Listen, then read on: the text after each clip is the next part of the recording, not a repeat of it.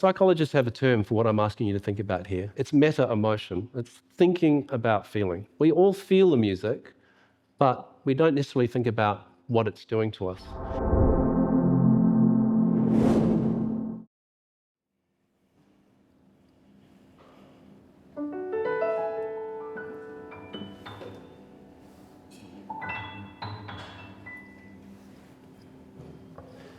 The ability for music to transport us across time and space is something we all understand quite well. We all have our favourite soundtracks, playlists to hype us up, chill us out, prepare us for prayer or self-reflection. But what if we could learn to harness this ability in our everyday life? For over 30 years, as a composer, as a performer, and as an educator, I've been up close and personal with the effect that music can have on people, including myself. Tonight, I'd love to help you create the soundtrack of your life by sharing some important parts of the soundtrack of mine.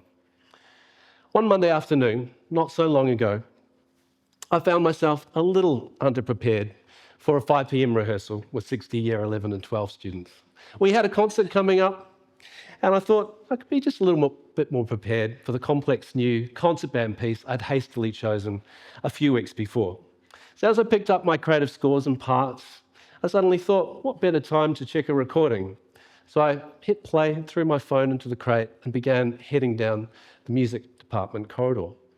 But as I started walking, the music you're about to hear seemed to surround me.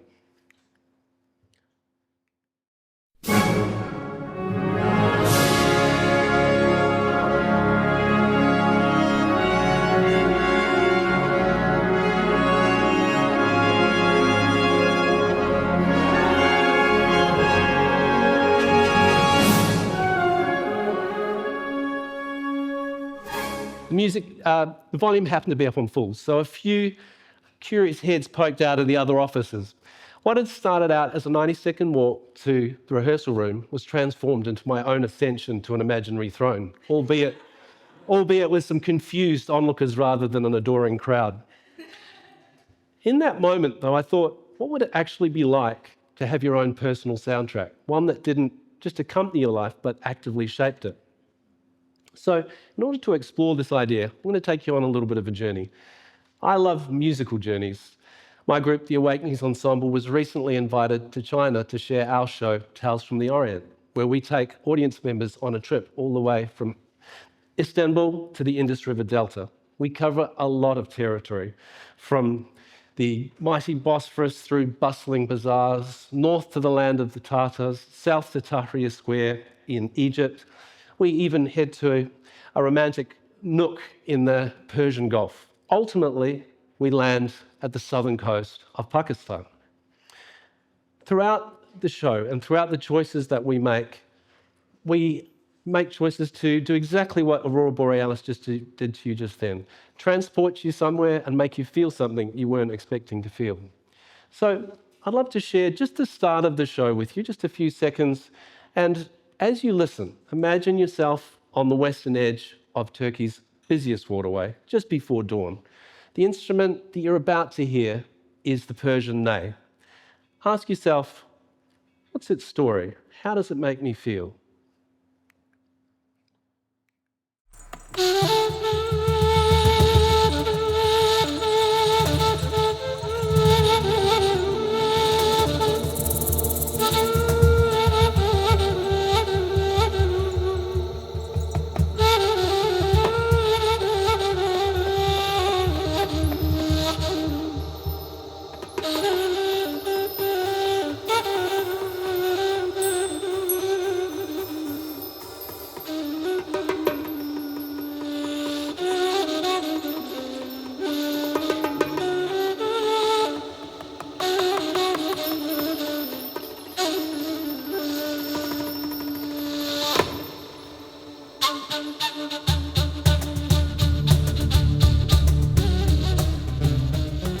That transportation, that movement, music has always been able to do that. And tonight, I really want to explore how we can choose to explore that and use that in our daily lives. Tonight's talk is going to have quite a lot of travel. So our next stop is Vienna in the late 18th century. The piece that I'd like to focus on next is one of the most famous from the classical era and from one of the most famous composers. However, the version I'd like to share with you has been changed quite a lot. It is, in fact, the first movement of Mozart's Symphony No. 40. And it has a very special place in my heart because it was one of the pieces that my dad used to play regularly as kids, and we would hear it in the front living room. Years later, I was asked to be the artistic director of a project that was dedicated to Mozart for his 250th anniversary of his birth. My task combined the music of Mozart with jazz. Easy. Of course, I said yes. It was a gig. It ended up being one of the most challenging things I'd ever had to do. The constant fear of dancing on Mozart's grave, taking something that was sacred to so many people and doing something wrong with it was definitely a fear. However, I did persevere and I did overcome that fear. And what you're about to hear is a short excerpt of the middle of the piece, and I chose to rename it Latin Symphony, which will become very obvious to you, I think, as you hear it. I've chosen to dive in straight into the middle of the piece. An amazing American trumpeter by the name of Dominic Farinacci recorded this with me. And as you listen to him play, try and do what I did. I tried to imagine what Mozart would feel if he was like you in the audience watching something happen to his music 250 years later. I hope he would have enjoyed it, and I'd love to share that with you now.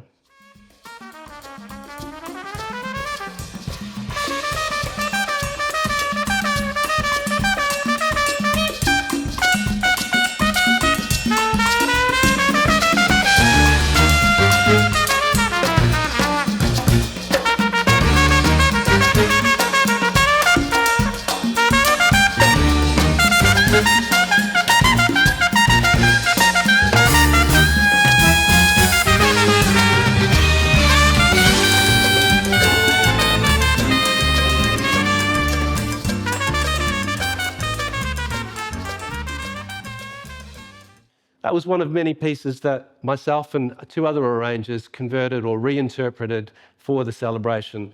And as I mentioned before, we definitely hope that he would enjoy that show as well. I'd like to move a little bit now into still staying with an orchestral sort of realm and to a project which I was asked to be part of with a number of other arrangers also in Perth. This was about 20 years ago, and the very first time that Ben Folds worked with an orchestra was here in Perth, and I was one of the arrangers that was chosen to help reinterpret his music for that show. I was travelling at the time, rushed out and bought a CD, and found myself sitting with a track called Smoke. If you know the song, it's a piece about the slow decay and dissolution of a relationship. On hearing the piece for the first time, I immediately had an idea of what I would do with the smoke theme in the orchestral medium. However, I had a slightly disturbing thought because I also had an idea to add a completely new section to the song. I really had intended to ask Ben, but as the rehearsal day approached, like many meek and mild arrangers before me, I chose the few seconds before the piece was to be played for the very first time to say, "Hey Ben, watch out after the second chorus. I've added an orchestral feature there. You'll hear the smoke theme return, and you'll know it's time to come back in." He looked at me and said, "Oh, okay, sounds good. Let's see what happens." For me, I guess it was lucky that this was the very first time that he was working with an orchestra, and he, like me, was a little bit nervous as well. This is Smoke, and you'll hear the second chorus, and you'll hear the part of the music which I completely added, which luckily he agreed to. Smoke. Smoke. Smoke.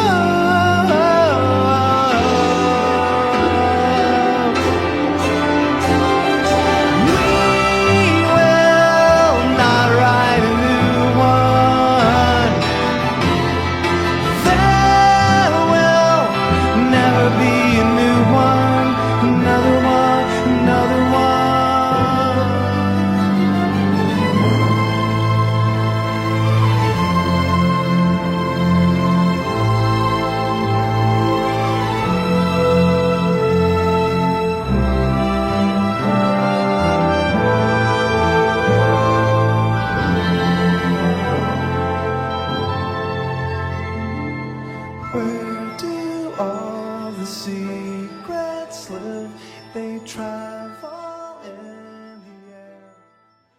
the themes tonight is, how does music affect us? Something that happened to me quite recently, feeling a little bit down, got in the car, the piece of music that came on automatically because I had been listening to it in the past was something that my son had introduced to me a few weeks before.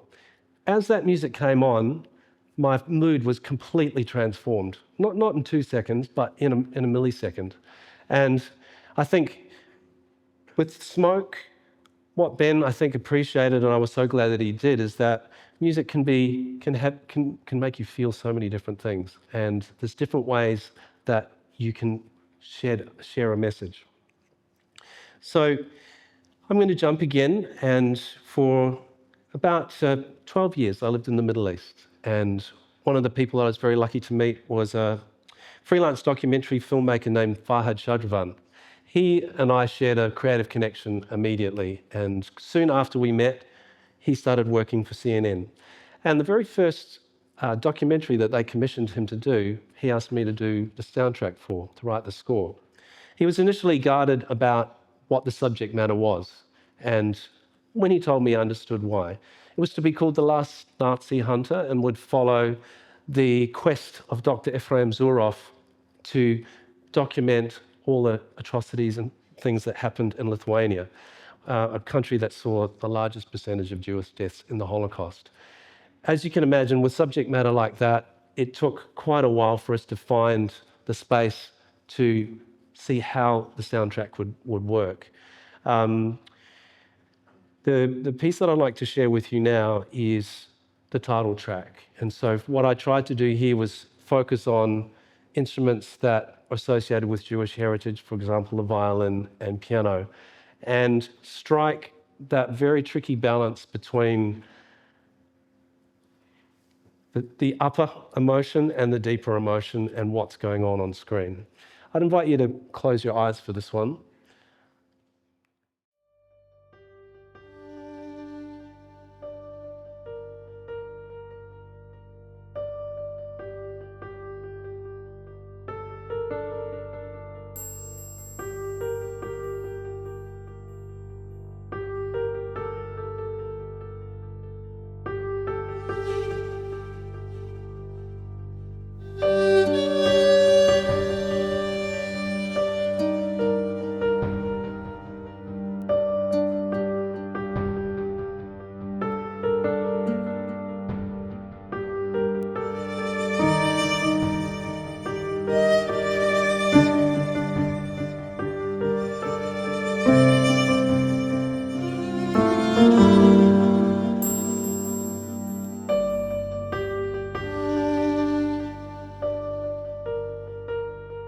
Thinking back to what I mentioned earlier, that transportation, that ability for music to take you somewhere so quickly, I think is one of the magic things that does get overlooked in our day-to-day life, particularly because we are so visual now. We're used to so much visual stimulation. One of the themes I'd really like you to take away is spend time listening to music with no other stimulus. In the dark, at night, eyes closed. Those journeys that you have will really take you somewhere else. Traveling all the way from the Middle East back to somewhere a lot closer, I'd like to take you to Waliallop, or Fremantle. Around 135 years ago, a visionary Irish engineer stepped off a ship onto our southern coast. His name was Charles Yelverton O'Connor, and he made an impact in Western Australia that not so many people actually know about. He, of course, is probably most famously known for the pipeline to the goldfields, but also he is the person that created Fremantle Harbour, transformed the railways. The amount that he achieved in 10 years is just almost impossible to comprehend. But as the scope of his projects increased, so did the criticism. He became hounded by the press and ultimately took his life. In the early 2000s, I was asked to write a work dedicated to his life for the second Fremantle International Jazz Festival. The piece I'm going to play for you now is called Initiation. It was one of 4 movements that I wrote. As you hear it, I would love you to imagine O'Connor full of energy and life, approaching our southern coast, all the ideas that he wanted to bring and to transform our state, but also echoes of his homeland in his head as well. So this next one, initiation.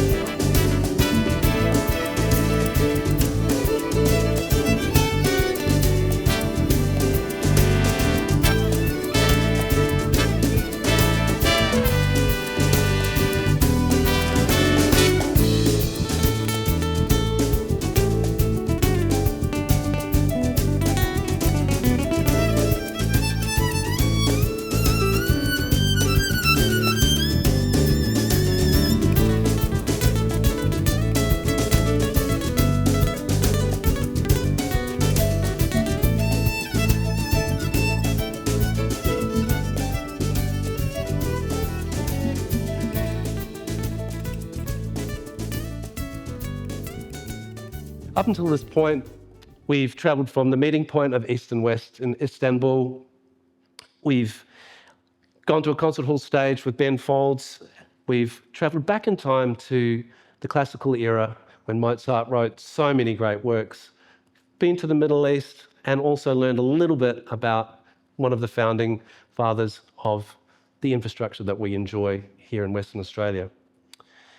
Throughout these experiences, I hope you've seen that emotional journeys can take place in an instant. And the catalyst for this is this incredible sonic language we call music.